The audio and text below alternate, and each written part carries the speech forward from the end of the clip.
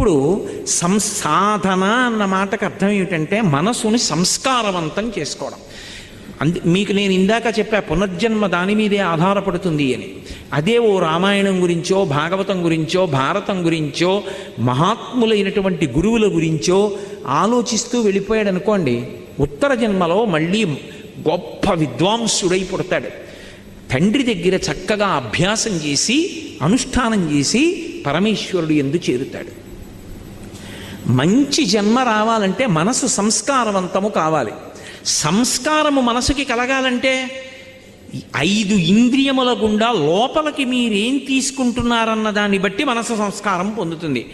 నేను చాలా గంభీరమైన విషయాన్ని ప్రస్తావిస్తున్నాను, మీరు చాలా జాగ్రత్తగా పట్టుకోవాల్సి ఉంటుంది దీన్ని. నేను ఒక మొక్క వేశాను అనుకోండి, ఆ మొక్క బ్రతకాలి అంటే అబ్బా దొరక్క దొరికిందండి మొక్క, నాకు దాని మీద ఎంత